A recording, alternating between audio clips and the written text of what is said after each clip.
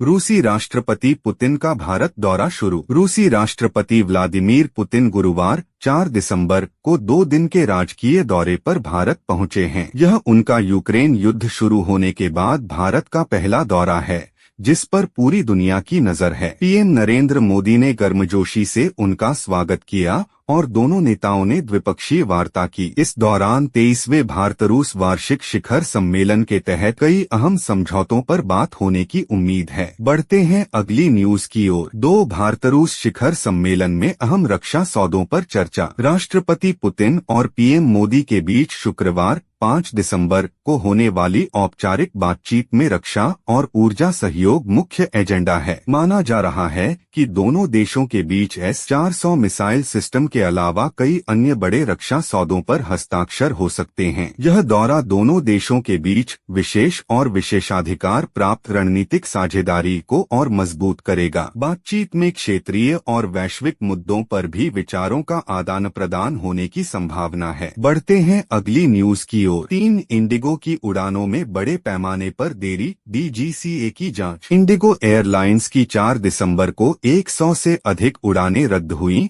और कई में देरी हुई, जिससे यात्रियों को भारी परेशानी हुई। DGCA नागरिक उड्डयन महानिदेशालय ने इस व्यापक व्यवधान के कारणों की जांच शुरू कर दी है। एयरलाइन ने पायलटों और चालक दल की कमी को देरी का मुख्य कारण बताया है। दिल्ली, मुंबई और बेंगलुरु जैसे बड़े हवाई अड्डों पर सैकड़ों यात्री फंसे रहे, जिससे हंगामा हुआ। बढ़ते हैं अगली न्यूज की ओर। बिहार में माफिया पर सम्राट चौधरी का सख्त रुख। बिहार विधानसभा सत्र के दौरान उप मुख्यमंत्री सम्राट चौधरी ने माफियाओं पर सख्त कार्रवाई की बात कही। उन्होंने स्पष्ट किया कि वह कानून के अनुसार काम करने वाले व्यक्ति हैं, न कि बुलडोजर बाबा। उन्होंने चेतावनी दी कि बिहार में बालू, दारू, शराब और जमीन माफिया को किसी कीमत पर बख्शा नहीं जाएगा और उन्हें जमींदोज कर दिया जाएगा। यह बयान राज्य में अवैध गतिविधियों को रोकने की सरकार की प्रतिबद्धता को दर्शाता है। बढ़ते हैं अगली न्यूज की ओर। 5 उत्तर भारत में शीतलहर का अलर्ट जारी। उत्तराखंड और हिमाचल प्रदेश के ऊंचाई वाले इलाकों में हुई बर्फबारी के कारण पूरे उत्तर भारत में ठंड बढ़ गई है। मौसम विभाग IMD ने 5 दिसंबर के लिए दिल्ली,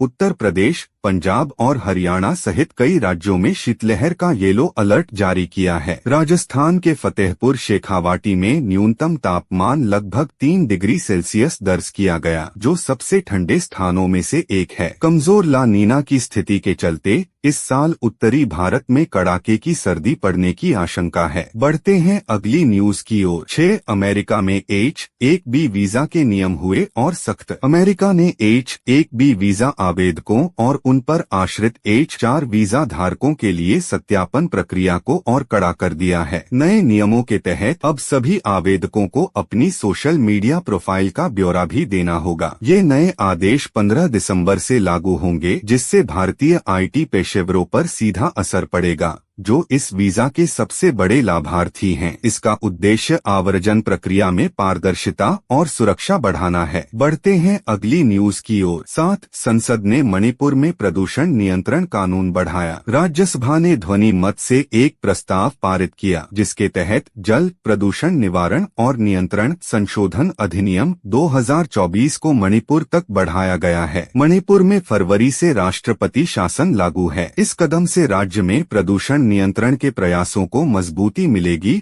और पर्यावरण की सुरक्षा सुनिश्चित हो सकेगी।